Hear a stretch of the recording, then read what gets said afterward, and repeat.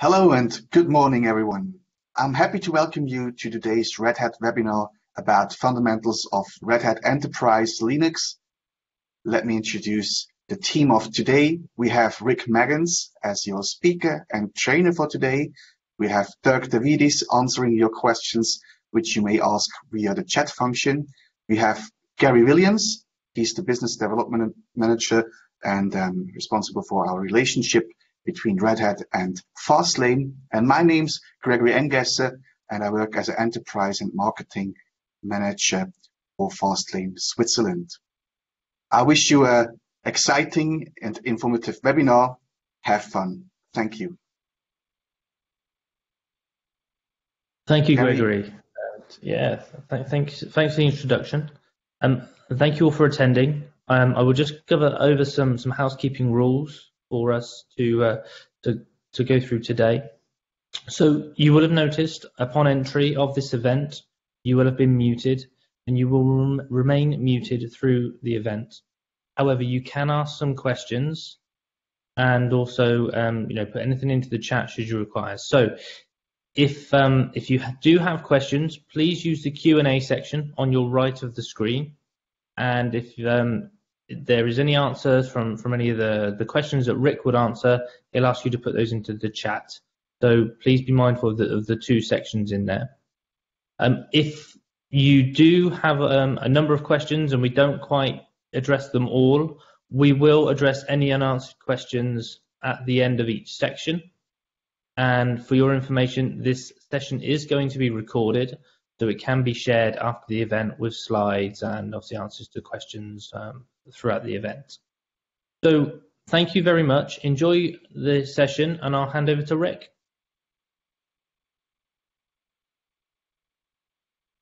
Okay, thank you, Gary. And welcome everybody.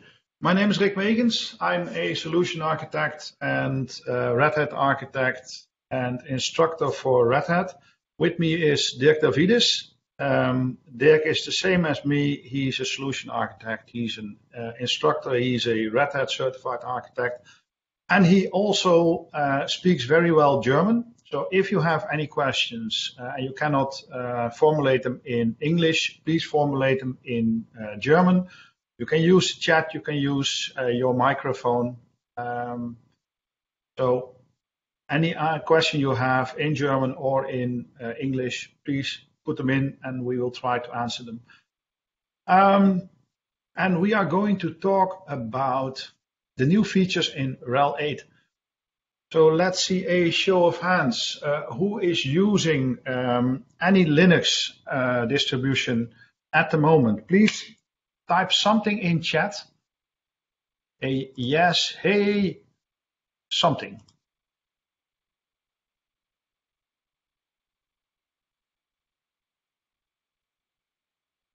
And if you would like to put the distributions you're using into it as well, that's also very welcome. So we have a feel of the landscape here. Okay, I see people answering in A now. Great. I see one yes from Danielle, thank you. Come on, more people are using Linux. Okay, RHEL 7.5, great.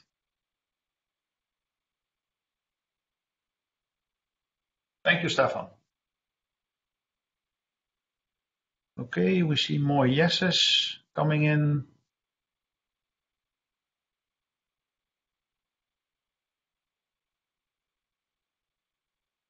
Around with the chat here. I see a RHEL 7. Yes. Red Hat and Dan and Debian, Daniel. Thank you.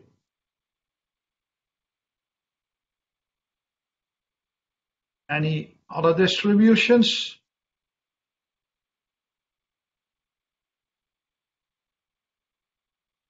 Yeah, RHEL 7, RHEL 8. Okay, thank you, Monique.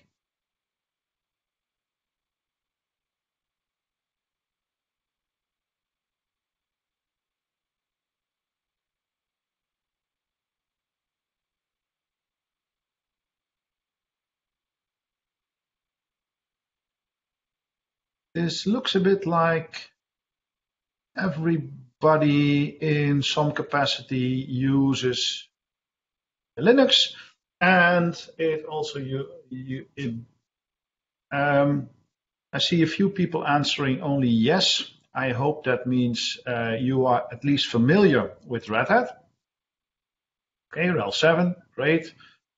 And then you're probably wondering, why should I make the step to RHEL 8?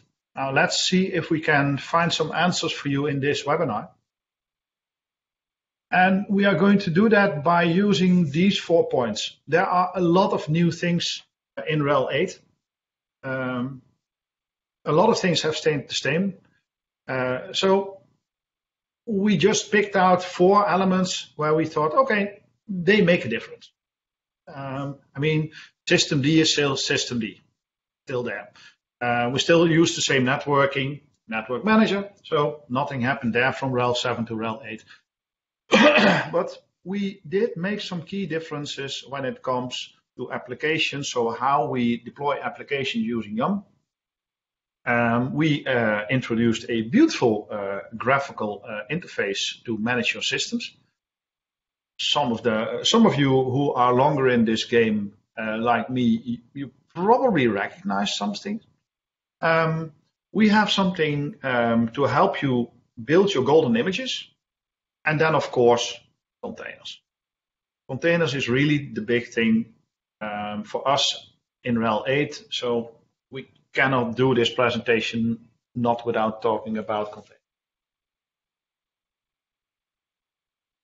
Ooh, Gäste, the latency seems to be quite significant. As in, is that my speech? Am I garbling up?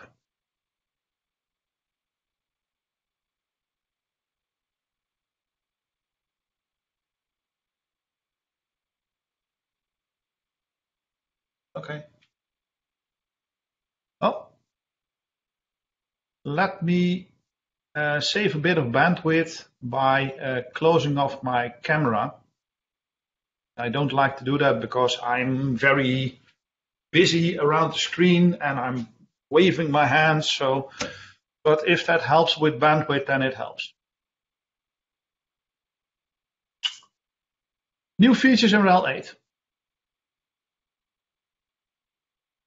What we wanted to do with RHEL 8 is create an operating system that is easy to maintain and is very good equipped to handle change.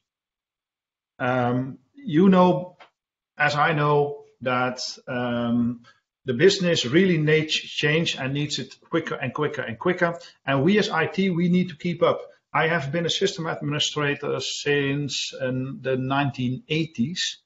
And at that time, we got one operating system update per year around. Now you get them every week, every day. So we need to keep up. And we need an operating system that can do so. And this is actually what we try to do and what we managed to do. Let's put it correctly. What we managed to do with RHEL 8. We provided you with an operating system that is capable of going fast, that is going very fast, so it can provide you with the needs of today, but also to provide you with something that can scale to tomorrow and next year. Now, looking at what we have with RHEL, a lot of things are just the next version. So kernel version went from 3 to 4, of course. We upgraded the system compilers. We added some hardware support. Default file system still is XFS. So you are familiar with RHEL 7. In RHEL 7, we changed our default file system from X4 to XFS. Still the same file system. We dropped ButterFS completely. Perhaps it comes back, but for now, I mean, in 6, we introduced it as a tech preview. In 7, it was still a tech preview. It didn't make the cut. But perhaps it will make in the later version because it's really nice technology, but not for us, not now. Package manager. We went from YUM 3 to YUM 4, and you will see the difference when I touch on the software deployment in a bit. Time synchronization. We made the shift from NTP to Crony in RHEL 7 already. We still use Crony as our main time sync. Why? As I explain in classroom every day, is it has more sense of humor. In NTP, if you have time drift and it goes beyond 5 minutes, NTP just says, I don't know. I don't want to fix this. You fix it yourself. Crony has more sense of humor. Crony can synchronize still when you have a big time drift, which is very important with the mobile devices, the devices that are not connected to the mothership and therefore to your time server at all times. So Crony, networking, we still use Network Manager. It is the next version. It is even a better version. I hated Network Manager with a passion on RHEL 6 and on RHEL 5. On RHEL 7, I started to fall in love with it, and I really love it. It's still a beautiful network manager. Can it be done differently and better? Of course, but this is really great stuff. Now, so I see questions or speech is fine, great. It's the time passing between seeing chat messages on my screen and your reaction arriving in the audio feed. Yeah, okay. Fair enough. In that case, I'm going to open up my camera again, because then I can point at stuff. In my setup, I have my laptop over there, and my laptop over there is why I have visible on my chat. So I am looking at you the most of the time, which means I see the chat from a peripheral. So I see something moving, and then at some points I turn my head, I see, something happens. So that's why there is a lag. That's where there is a time passing between me reacting to chats. This is also why Dirk is in the call, because when you really have a question, Dirk can answer them right away for you. So I can keep talking, and I will go back and forth with Dirk about if there is something in the chat, so we can discuss it. But that's why we have the latency. But sometimes we have latency in the networking connection, so I do something like this, and then it takes a while before you see me move my arm forward and my arm back. So that's why I killed the chat. So back to the regular program. Predictable updates. I talked about updates a little bit before. When I started out, we had one operating system update per year, or two perhaps. It was a big deal. We got a CD or a disk, floppy disk from the manufacturer, and we had to put it into the system, and yay, we had an update. Now we get them almost every day of the week, which makes it very difficult to get a fixed point in time image where you can say, okay, I can vet this image. I know for sure this image is going to work. And then you have it ready and a new update comes in. So we wanted to make this more predictable for you. So what we did is we put in these 3 blocks. Every major release will be around the 3-year mark. So every 3 years, we will provide a new major update. 5 to 6, 6 to 7, 7 to 8, 8 to whatever. 3 years, more or less. Every 6 months, we will want to provide you with minor updates. This is also 6 months and a day, 5 months and 30 days. Somewhere around that time zone, we want to provide you with minor updates. So you can plan for this. And we also have our 2 phases in the support cycle. We have 5 years of full support, and then we have 5 years of maintenance support. After that, you can still purchase extra support after those 10 years, so the extended life support is still there. It makes it more predictable for you to know, okay, am I going to switch now I just got a minor release. So if I now build my new image, I know it will at least be safe for 5 months. And then I can plan for my next release.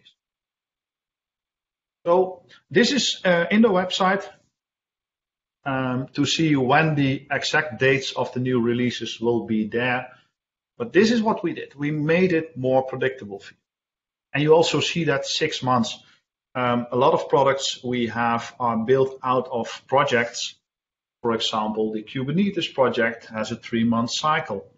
OpenStack now just switched from 6 months, and they're going now to a year, if I'm not mistaken. So we are synchronizing more here. Now, if we look at applications, for example, this whole new cycle of deploying your updates also has an influence on how that works with the applications we support. And this is where we introduce the concept of a stream. And we will touch on streams later on, but what it basically does is it helps us to provide multiple versions of a single product, in this case Postgres, over the duration of the support of the operating system. And we can put them even side by side. And then you decide which version you want to run without having to attach to yet another repository. We will touch on this later. The other thing I told you before is your golden image. That image you create where you put in the effort to make sure, yeah, if I deploy this image to all my machines, I am sure that it has the quality I need. We now have a tool in place, it used to be called Composer, to help you build those blueprints. And the nice thing about this is you can run these blueprints then everywhere. You can run them bare metal, you can run them on hypervisors, you can run them in cloud, so private and public. It's the same blueprint and you run them just on another machine. We provide you this using the graphical interface, so the web UI. You can also do it by the command line, of course, but the web UI in this case actually is a quite nice tool. So this helps you to create that golden image.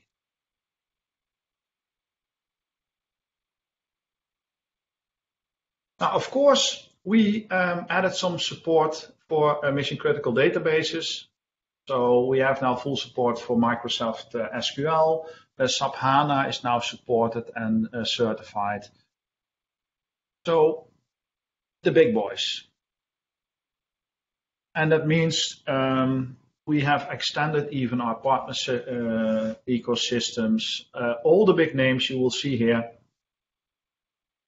is where the hardware has been supported and certified for using RHEL. And then, of course, the cloud providers. So Google is certified as a Red Hat cloud provider. IBM, of course, Microsoft, Azure, AWS, all the big boys, they are all certified to run Red Hat. Any questions before we move on to the next section? Dirk, do we have any questions? No, Rick, not at the moment. Okay. Moving on then to application streams. As you know, we used to have a lot of repositories, or repos for short. So every vendor could provide a repository, and we had a lot of repositories shared out for you. So at the basis, we had the extras, the software catalog, the .NET, the DevTools, and we all brought them back into one application stream. We still have supplementary and we still have the optional, which is basically now renamed into Code Ready Builder, but we simplified the access to the software by just having these three. For the RHEL stuff, for the Red Hat stuff, that's enough. And then, of course, we have the base OS. And the base OS is where we only store the operating software, operating bits. So we can independently change and update stuff in the base OS from the application stream. That's the whole point of this. So we can support software throughout the life cycle.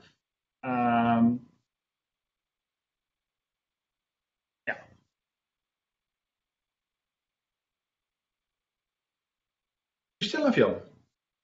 I hear people say sometimes, didn't you change from Yum to DNF? Yes and no. Under the hood, you can use DNF, but you can also use Yum. They listen to the same thing, they do the same thing, they talk basically to the same API. And what Yum is helping us doing, it is helping us to put the correct RPM onto your system. This is the main difference between Yum and using RPM. If you install it with RPM, you don't keep a track of your dependencies. This is what Yum helps you to do.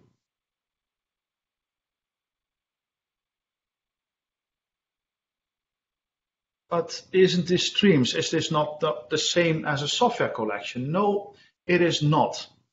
What we try to do with the software collection is to have that separation from whatever we do in the operating system and whatever we do in the other application. And we will use the example of PostgreSQL to make this more visible. Now, and one of the things you then hear is, hey, you have in your application stream, you have PostgreSQL 9.6 and you have 10, both available. Yeah, we have. Then, so we can run them together on the same system would be the next question. No, we cannot.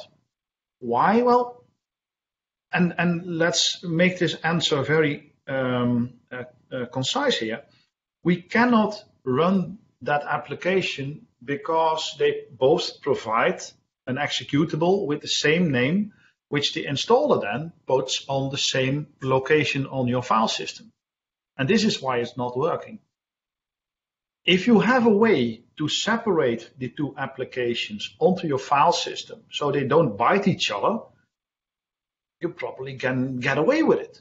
But typically, because the executable, the binary, will be put in the same place by the installer, you cannot run them at the same. Unless, of course, you use containers. But that's another story. So your application stream cannot solve that problem. For that, you need containers, rules of the road.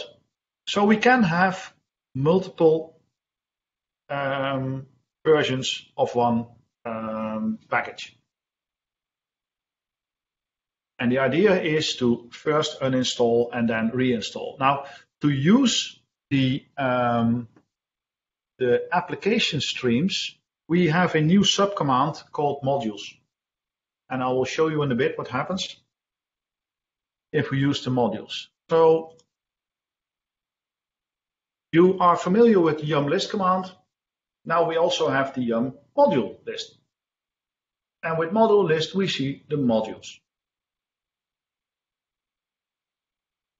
We see some letters behind it, like the D, which denotes that it's the default one. And if we go into the demo, I will show you some more of this.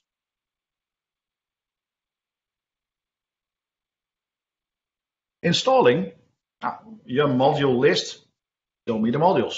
Yum module install, install me the module. And with this, we can point to the correct version you want to install. So we apparently have, in this case, more than one Ruby version. So we just tell it, install me Ruby version 2.5. That's what happened. And we will come to that in the demo. Now, one of the things you should never do is run a demo on a live system.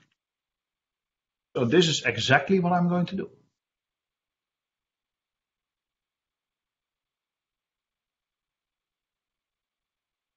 I'm going to increase the font size a bit. This should be visible for you all.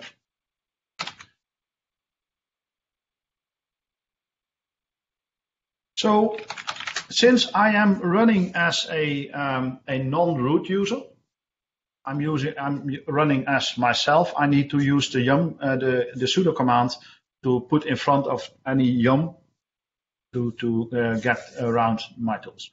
So sudo yum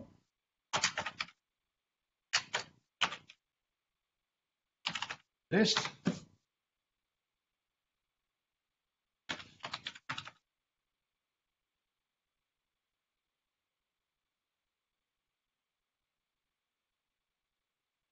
shows me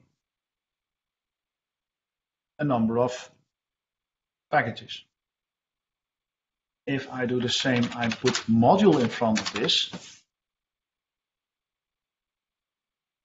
I get my modules. And remember in that example where it said yum module install Ruby 2.5? That was this one. Because apparently in Ruby we can choose between 2.5, 2.6 and 2.7. And as you see, this D denotes the default. So if you just do a yum module install without using the version, it will go to the default value. We also have the enabled, which means you can use this one, and we have the I for installed. So let's mess around with that one. Yum module list PostgreSQL and add sudo in front of this.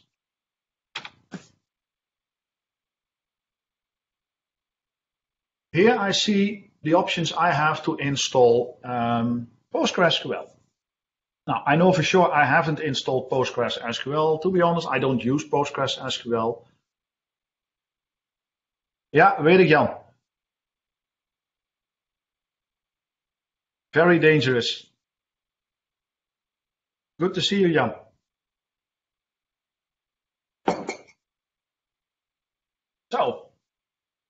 So yum module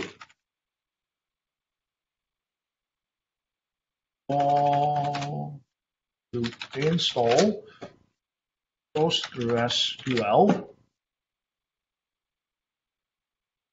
Okay, let's use the democracy to denote which version we're going to install. Can you please type in chat which version I should now install?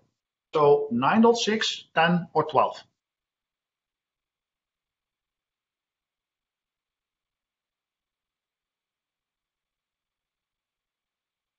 Just give me a number. Any of these three. Okay, I see a 9.6.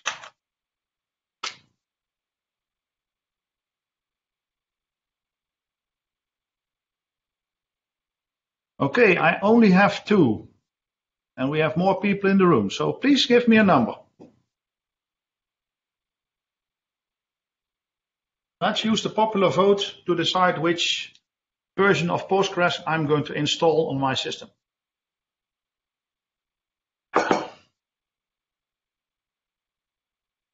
Okay, another 12, another 12, another 12. Boom, boom, boom.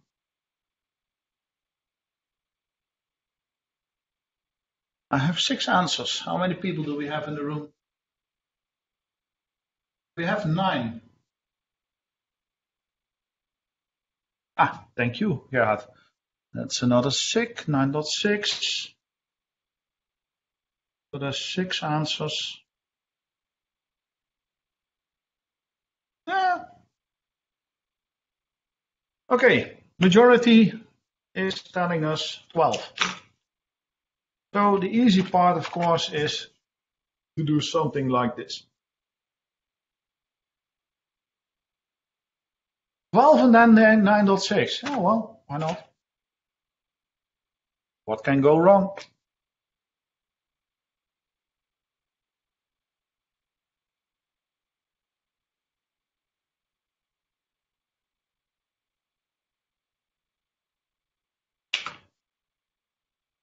So going back to my list.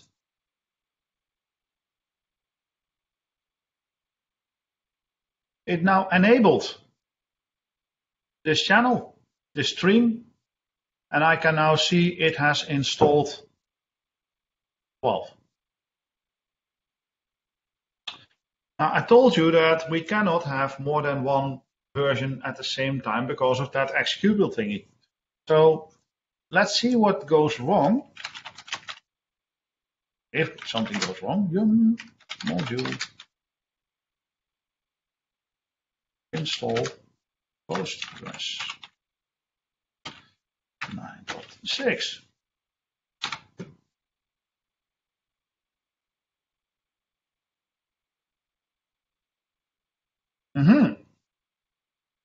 It gives us a warning here. So we first need to disable the 12 channel or enable the 6 channel, and then we can move on. So the better way to do this is to first deinstall 12, then enable the 9.6 stream, and then install. So yum remove module remove SQL 12.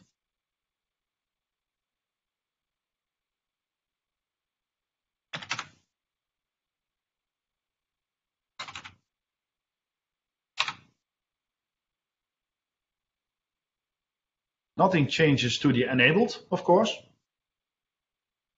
Sudo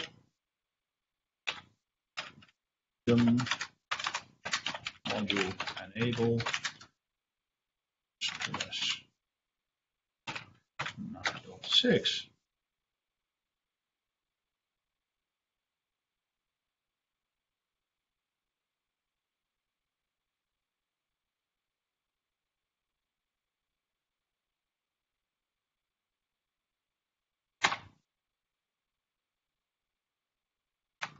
Nope. I really need to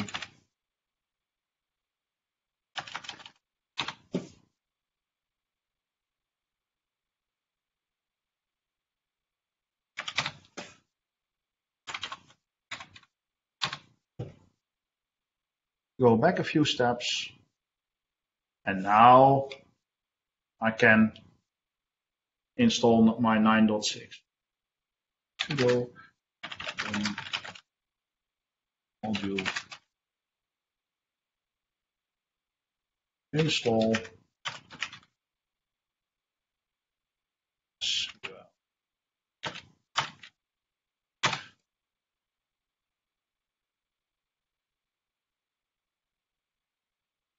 So you need to do stuff before you can get from the one version to the other version. It does not allow you to make this, let's call it, mistake.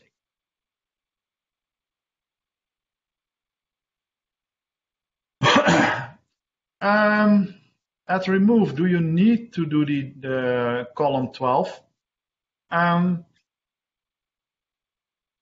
be honest, I trained myself to put the version in it as well. So if we focus on the need in your question, I cannot tell you because I don't use it without the version.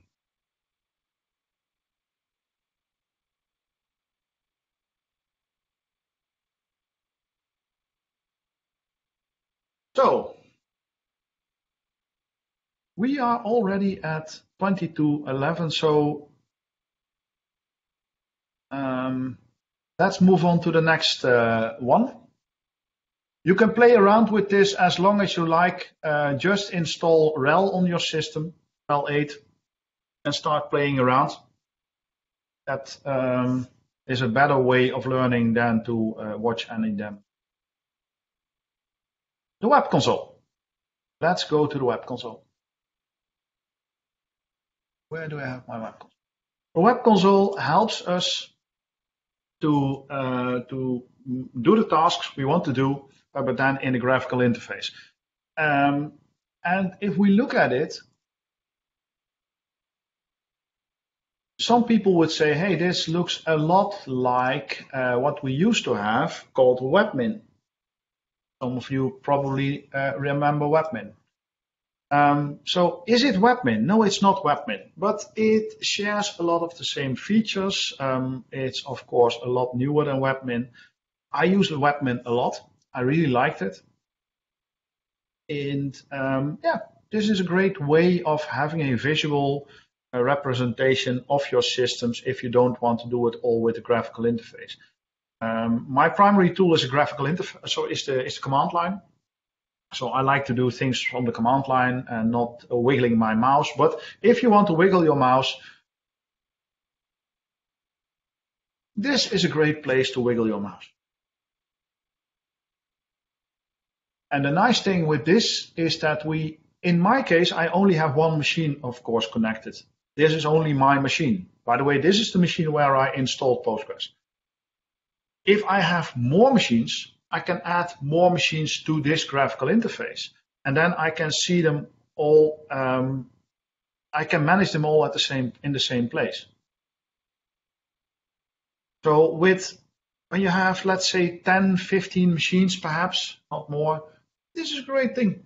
You don't need much more than this. If you go beyond that, you really need more advanced tools to manage your systems. But for a few machines, this is a great thing. And what we can do with this, for example, is we can see the logs. We can do software. Yeah, we can do software. So let's see if we can find our Postgres.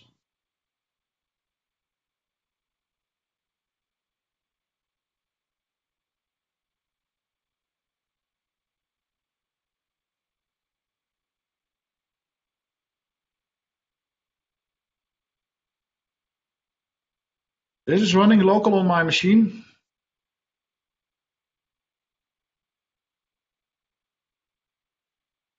So I can check for updates. I think I need to install another module,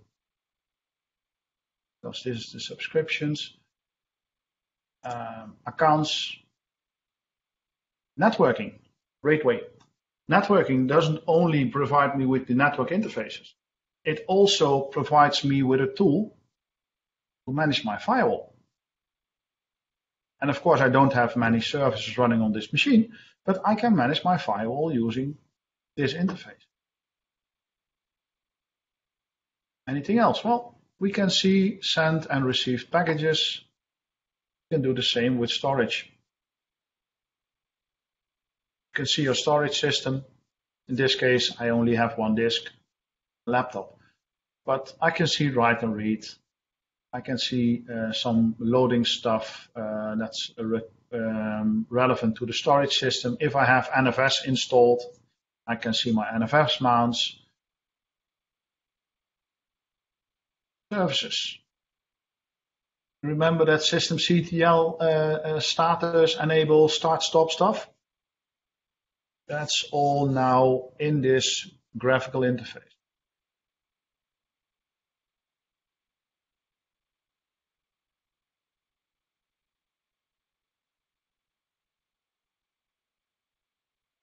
I see a nice question, Stefan. Manage containers. Yeah.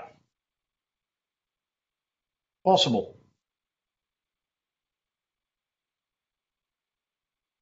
Okay. So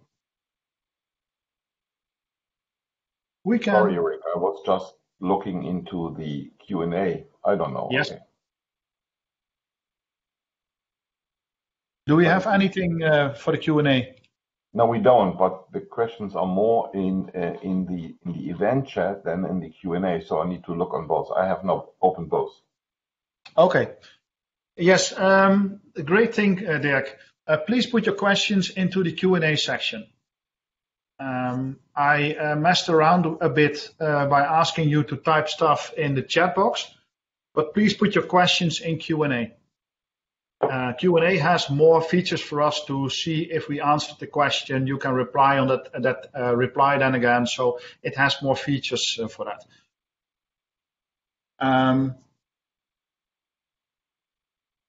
I see a warning from Jan Gerrit.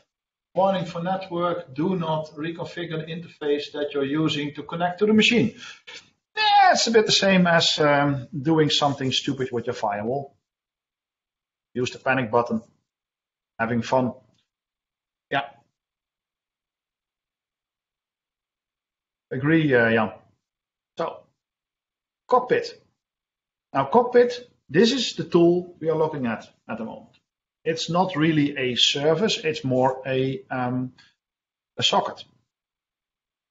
And this is the socket we are now using to see this web interface.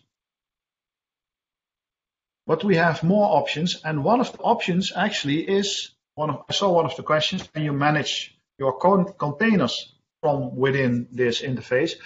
Yes, we can. So let's visit that one. Back to my screen over here. And looking at the time.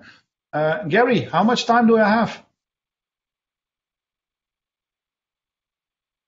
Rick, you have as much time as you need. So, obviously not as much time as you need, but obviously take us up to the hour and maybe 5 past, and then we can finish off with our bits for the curriculum and the how to contact Fastlane. Okay.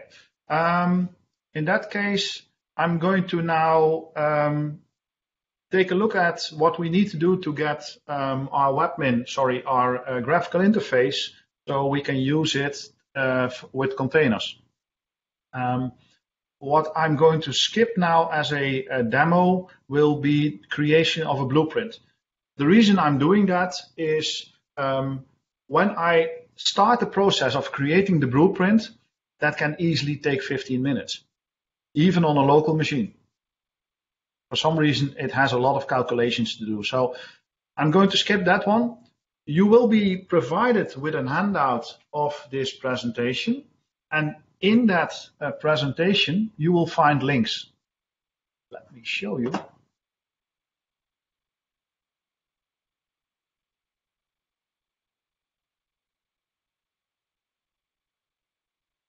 You'll find these types of links. Demo time. If you go into this link, you will end up at a Katacoda session we have for Red Hat, where you can run the different examples as a scenario. So take a look at this one, for example. This one is easy. Take a look at this one, for example. Crash this one. Let's see.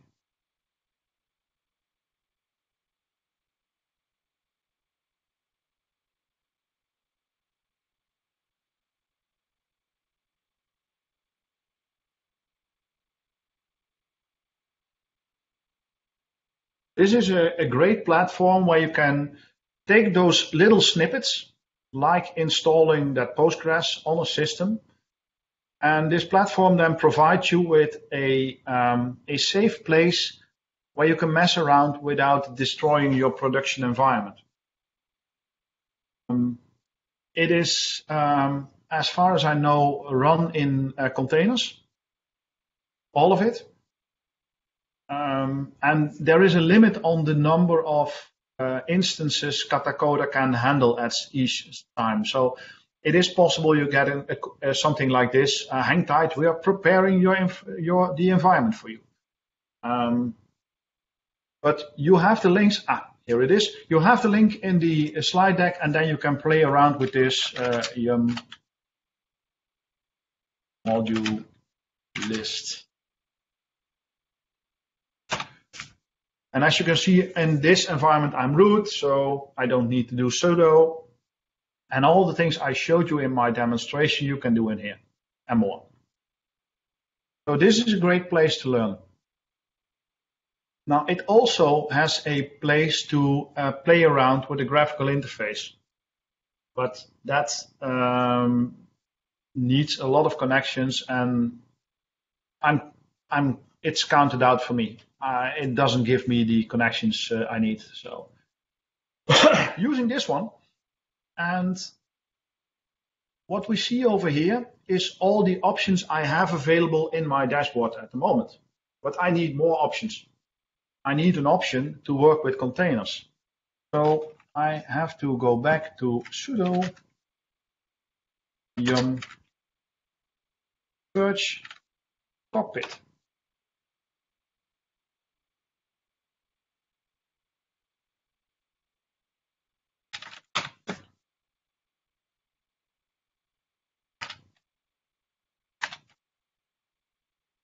I changed my password. Boom, boom, boom, boom, boom. And this is what we can install when we talk to Cockpit. So Cockpit has been installed, but we also can do this one, for example. And if you want to create the blueprints, to install this one. So let's just install some more. By the way, these are not in streams, these are in the default repository. Sudo yum install bit. Composer.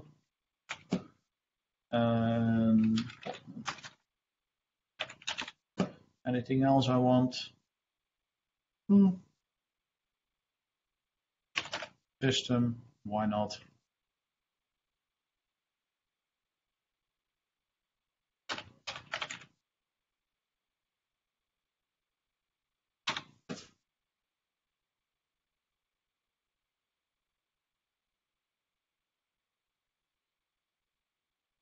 La, la, la, la, la, la.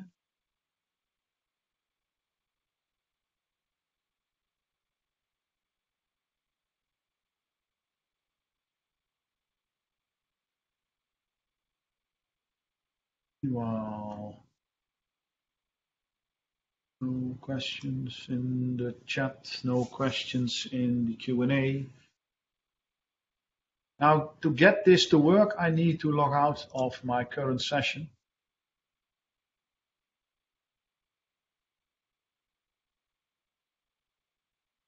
Perhaps even restart my cockpit. Just be.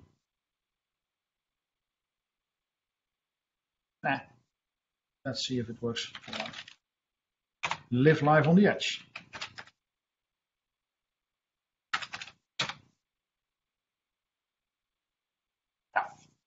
I have more buttons. As you can see, I have more buttons. For example, I have dashboard over here. Didn't happen.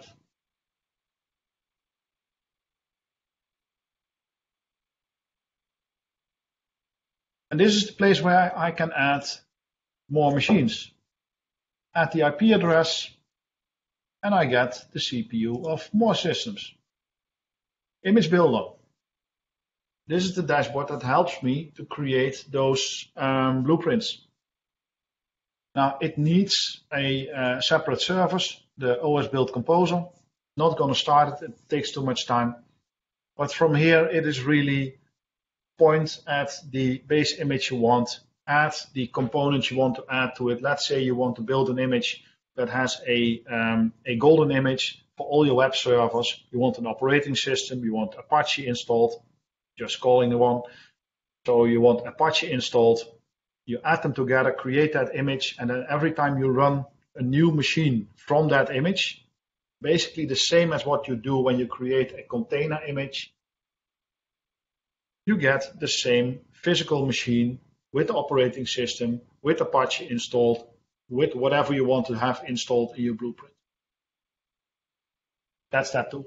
It can spit out an ISO, which you can download, put on a disk, or put on a DVD or a CD or on a memory stick or whatever, and go to the next machine and put it in, plug it in. So, wat met containers? Yes, we can. Now, I don't have any containers running at the moment. I don't have any image. Ooh, easy one. Nginx.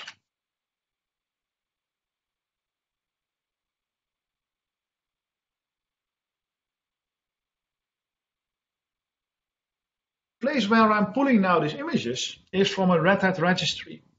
And whenever you pull something from a Red Hat registry, we vet it, we support it, we certify it. So if you put anything on top of a certified image or a certified universal base image, UBI, you will have Red Hat support on your application because we will support your UBI and we will support your Red Hat software collection.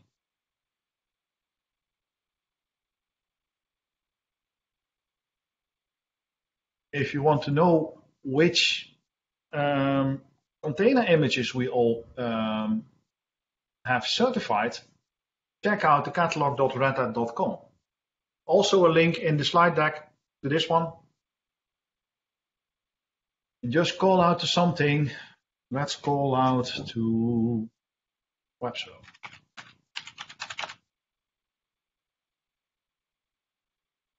I know, easy one. Let's just try it. And let's not find something. We have something with web. So every container image you see here, if it's here, we support it.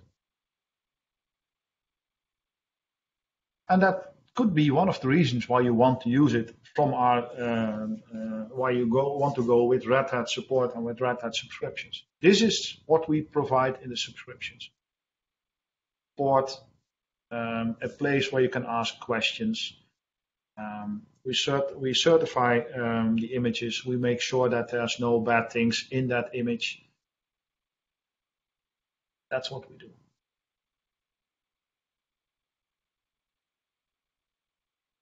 Okay. That's what happens if you do a demonstration. I will try to get one running without this tool. But this is where you can find the image. Back to the slide deck.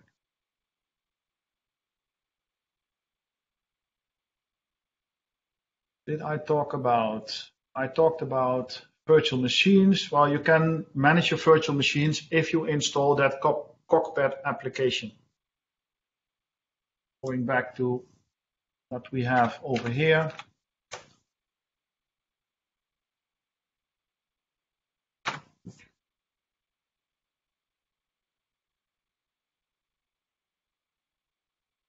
You have to install the one for the virtual machines.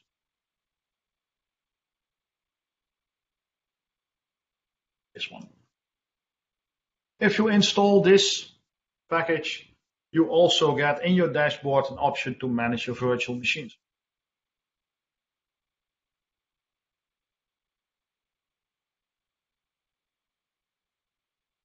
Image Builder. I'm going to float around and then wrap up with Docker. So we can create images out of this.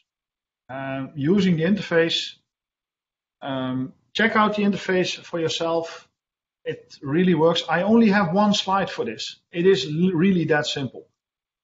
That slide and go out to the image builder. lab.redhat.com/image builder brings you to the scenario to build your own images. Container tools.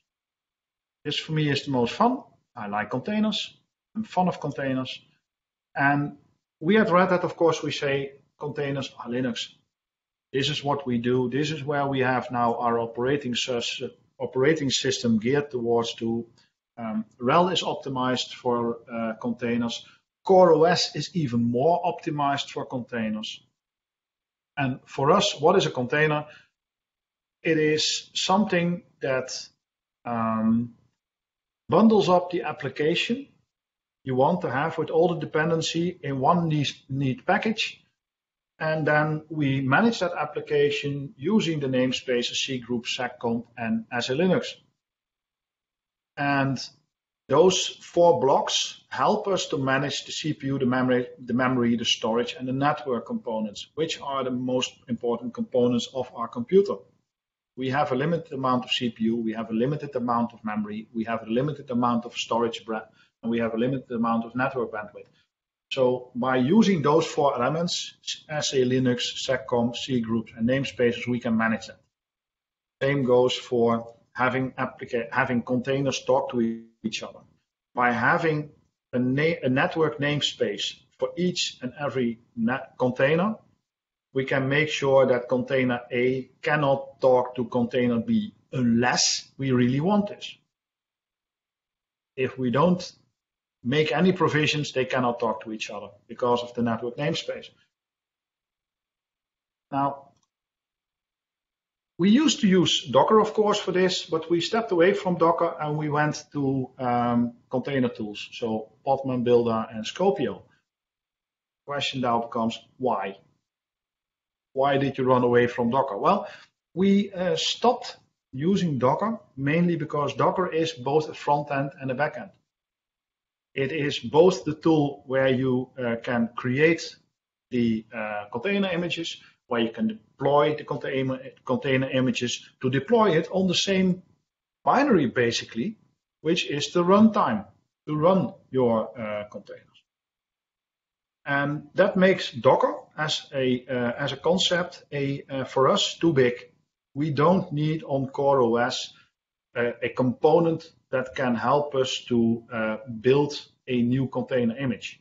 We only need a very small piece, and that's the piece that helps us to run that container. The other things we don't need.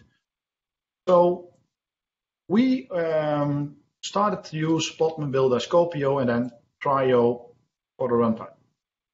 Is one better than the other? It depends on the use case. Now, Podman and Docker, and this is very important to understand, they both use OCI compliant containers. So you can use them interchangeably, but we decided to drop that big Docker executable and replace it with a very small Cryo executable for when we just want to run a container. That's the only thing. Now it has some other things. It's daemonless. We can do rootless deployments. So it's smaller, it's lightweight, it's fast, it's new, it's wild. So do we do Docker in RHEL 8? Not anymore. You can still install it. You can still call the Docker commands by installing the package Podman Docker. And then what Podman Docker basically does is you say Docker build whatever, that gets translated in your shell as in Podman build container, whatever. So it's just translating A with B.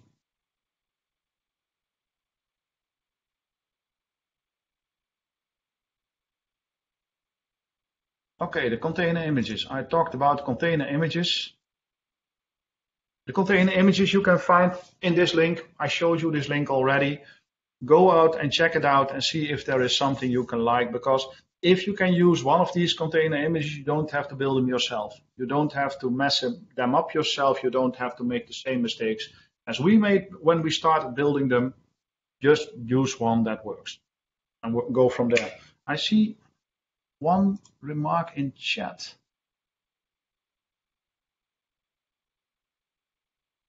Web server failed because you selected monitoring.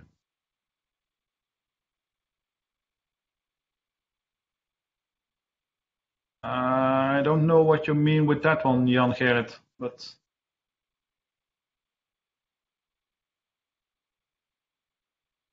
stick around. Let's speed up. Yeah. So Podman still does the same things as we can do with Docker, but now just replace Docker with Podman. Oh, was in the catalog search. Okay. Oh, thank you. Let's move this into demo same time. So when we want to see if we have images, we used to have that command docker image. Just replace Docker with Podman, and you will be fine. Typically, because this is rootless, I run everything as with sudo.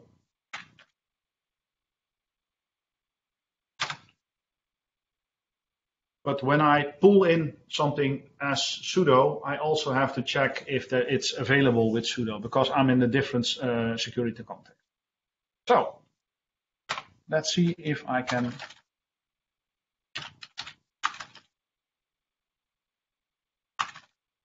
search.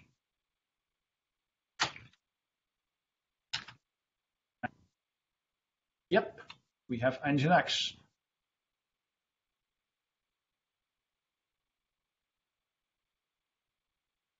By the way, I'm using Tmux. So sometimes I have to do a neat trick. I probably have. Oh.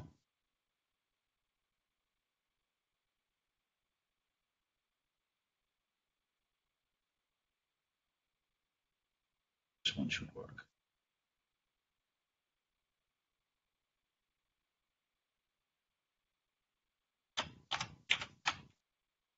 Podman pool.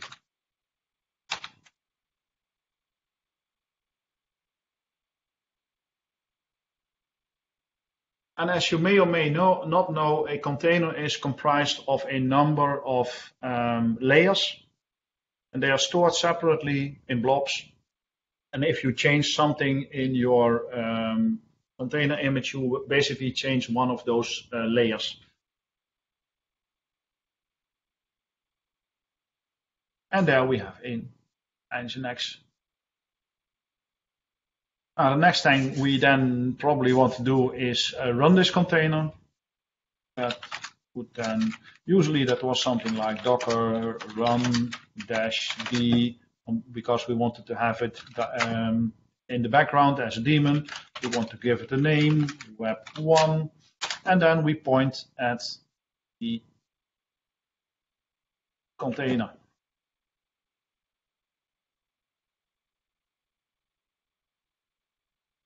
Now, depending on, you may or may not need to use to map ports. And since I usually forget, I'm omitting the ports now. So the command used to be docker run. The only difference here now is Podman run. That's it. Do Podman ps. I have one machine, and it's running on my local machine. I didn't do any port mapping, so I would now need to find out what the IP address is and then see if I can address it using the port. But we are already over time, so I'm going to omit that one. But as you can see, we can run it just from the command line and see what happens now to our environment over here. I have my container over here. I can check the log files. I can even dive into the console. How cool is this? And speaking of console, I don't even need to use an SSH anymore when I'm using something like Cockpit, because at the very last option, I have the terminal option. And this brings me into a shell onto my machine. So to put it blunt, you don't need to open SSH anymore. It will be just available with it.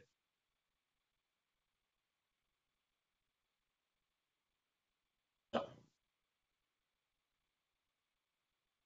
Podman PS, same thing, Podman stop. Everything where you were used to put in Docker, put in Podman, and you were fine. Actually, there is one thing I want to share with you as a last bit. You remember the Docker build command. The thing I really like about Podman, and to be honest, I haven't checked out if. When I started using Podman build, I found out that there was an option -f where I can now point into a directory and then to a Docker file, exactly the Docker file I want to use.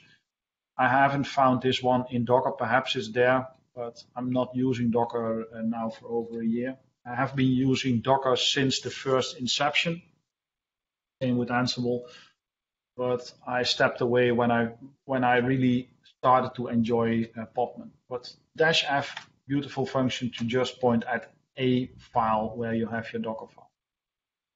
So now, and then my presentation is really a mess. So yeah, Podman. And with that, a little over time, I'm going to hand you back to Gary. If we don't have any questions in the chat. I see some remarks from Jan Gerrit. No, I don't have any questions at the moment. Well, in that case, I'm going to hand them over to you, Gary. I want to thank you very much for your attention. And until next time. Thanks, Rick. So to the audience, if you do have any questions for Rick or Dirk, whilst I cover across now the learning journeys, please put them into the Q&A and they can pick them up as I go through this next section.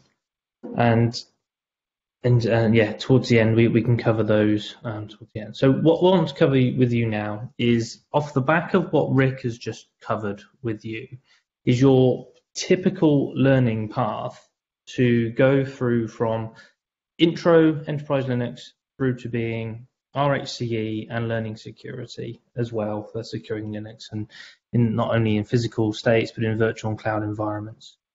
So very similar to what Rick will have covered now.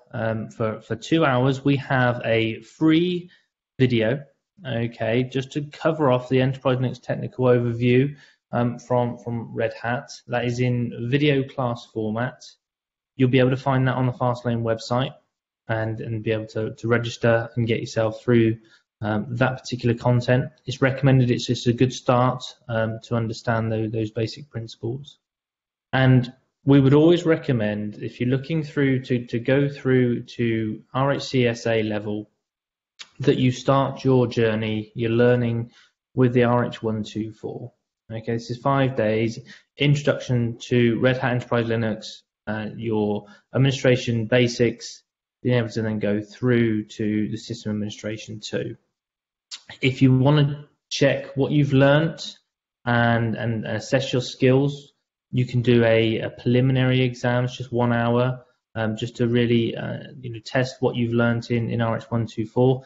It's not a necessity to gain RHCSA, but it's something that you can always just have in place to just test your skills. So after doing RH124, you can step into an RH134, and that gives you your system administration 2 skills, and that will include the learning parts that you would have just covered across with Rick around your direction to Podman and the inclusion of containers at this level within Enterprise Linux. And then once you've covered both those courses, you should be at the level to take your RHCSA exam, and that's the EX200. Once that's complete, There is System Administration 3. It's now called Red Hat Linux Automation these days with Ansible. And that's your level course where you'll start to see the inclusion of Ansible within your Enterprise Linux 8 environments. And then again, following that, you can take your RHCE exam for Enterprise Linux 8 and then gain that full RHCE certification if that's your preferred path your preferred goal for certification. We would always advise that if you're having Enterprise Linux within your enterprise, security is very important, and there is the course RH415 Red Hat Security, and like I mentioned earlier on, it is covering Linux in both physical states, virtual and in cloud environments. So on to the next slide, please, Rick. What I'll cover here with you is just the ways to train for Red Hat and how you can purchase these or even attend these with Fastlane. Okay. What we do for a lot of organizations, especially in the commercial world and enterprise space, is on-site training. Okay, this can be private on-site training. At the moment, we're delivering that virtual with an instructor, but hopefully in the future, we will be able to get back onto client premises to be able to deliver these. And, it could even take place in a Fastlane training center should you want to get off-site to be able to do this. Again, looking at what we'll be able to do towards the end of the year, hopefully, is classroom training. And these are in Fastlane facilities. And you'll be able to come in to those facilities, do your training, and even take a test at the end of the week, should that be part of the bundle or the setup that you purchase. So where we are now, okay, is, obviously in the way of the world is virtual training, okay, and this virtual training is composed of what we would say our on-site or our classroom training, but we're just doing it in a virtual space, pretty much like we are now and what you've had experiencing with Rick for the past hour. Okay, so it's live instructor-led training. You'll still be able to go through exactly the same labs. You're working in the same environments as if you were in our classroom.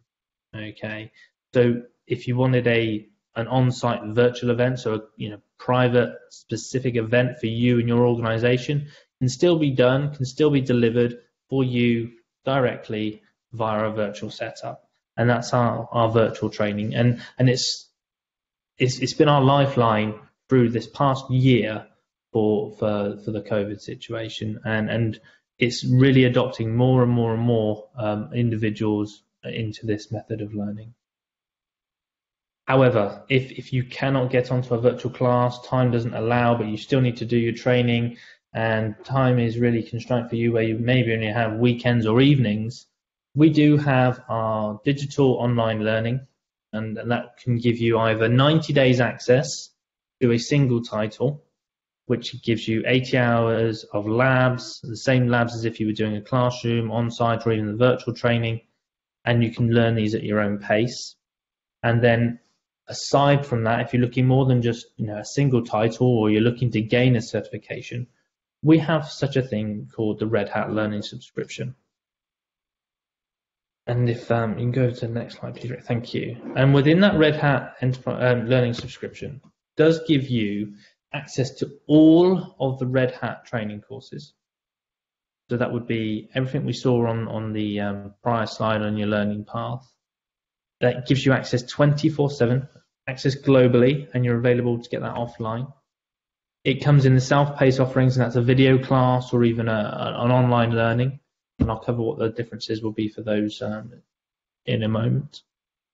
You'll be able to also access content that is currently in development, so beta releases or even new content that's being updated with early access of those. And every time a course is updated or a new course is published, they go straight into learning subscription and be able to get access to that straight away at no extra cost. And like I mentioned, it covers the whole Red Hat product portfolio. So no matter what course you need or what technology you would need to potentially look at for the future, it's within this learning subscription at access for 365 days a year. So within our Red Hat Learner subscriptions, we do have 3 different versions. And if you can go on to the next slide, please, Rick. Those versions are Basic, Standard, and Developer. Now, if you're on this particular event, I wouldn't have thought Developer is going to be a standout product for you. So I won't cover it too much, but what might be of interest for you is our Basic and Standard versions. So the Basic offering gives unlimited access to the Red Hat online courses, the Red Hat video courses, instructor videos, as well as up to 400 hours of hands-on labs. Within a Standard, you get exactly the same. However, you can get access to certification exams. You can have access to instructors should you get stuck in any particular modules, any of the lab work, and you need to ask questions. We have such a thing called instructor office hours, where you'll be able to start off with a chat facility to be able to get you through. And if it doesn't get resolved, we then set up a call with you, Blue Jeans call or a Zoom call, depending on what environment you have, and be able to work then through that particular module, that lab, to get you through to your next part for your training. So it's really good facility to be able to offer to our customers. And then developer, if you want to know more about that, is just purely the developer specific content only that would be of interest to developers. No admin courses in there whatsoever. No enterprise Linux would feature in those.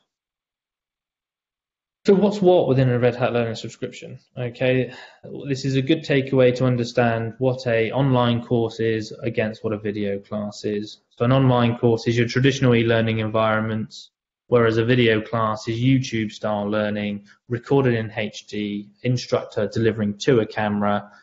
They both offer the lab work, they both offer the course manual download. There's no different in terms of what you get per course. It's just how it's delivered to you and what your preference is. And then going through, to give you you will have these slides, you can read these yourselves, but hands-on labs, you will get access to the same lab environments as if you were going through to any particular other class or any other style of delivery. So what I'll do now is I'll hand over to Gregory Fastlane just to give you an idea of how to book your courses, who to get in contact with around any Red Hat questions, and Gregory will deliver that for you now. And if there are any questions, we can cover those. Thank you very much, Gary. Yes, we from Fastlane, we offer you the instructor-led trainings. You can book the official schedule on our websites on www.flane.de or flane.ch, depending on where you're from. We have courses in all the different time zones, from the US over to Europe, over to Asia. As I mentioned, these trainings are instructor-led. At the very moment, at least in Switzerland, we can only offer you instructor-led online courses due to the ministry who has forbidden to have classroom trainings in Switzerland. You can use your Red Hat training units to book your trainings. Just go on our website. You can write us an email, you can call us, and we try to find the ideal course for you. So we are looking forward to get in contact with you. Thank you. Thank you, Gregory. And I'm just looking through now. It doesn't look like we have any questions for Rick or Dirk. Is there no limit to PDFs? There was just a question regarding the download capacity of course material. So there is a limit, and the limit is bound to a course. So you can download per course 1 PDF per day. That means you can one PDF download per day and 10 PDFs in total. That means if you attending a RHEL course, you can download every day on a 5-day course 1 copy of this material, and in max it's 10 copies. This was the question. Wonderful. And I saw Jan asked also with regards to the fast track course for for experienced Linux admins. So Jan, yes, you're correct in terms of there is a fast track course, not detailed on the slide as it is a combination of 124, 134. Essentially this audience looking for a technical overview, new features, would typically go 124, 134. But however, if you are a experienced Linux administrator, and it sounds like you are, Jan, that yes, the RH 199 would be a suitable starting point for you.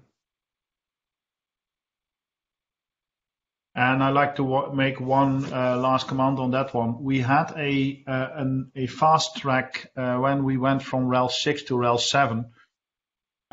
So we had the 299 course. We don't have that anymore for RHEL 8 because the RHCE for RHEL 8 is totally different than the RHCE for RHEL 7. There is no 299 anymore. That encompasses everything from the for the RHCSA track and everything from the RHCE track. That doesn't exist anymore. Yeah. So if there are no more questions, I would like to thank you all for your attendance today. I'd like to thank Rick and Dirk for your delivery and covering the question and answers. And a big thank you to Gregory for allowing Red Hat to position this with Fastlane and out to you guys. So if you have any interest in your courses or your future trainings, please contact the teams at Fastlane to get yourself booked onto those courses. Have a great day to everybody, and hopefully we'll see you again on the next session that is planned for the 18th of December.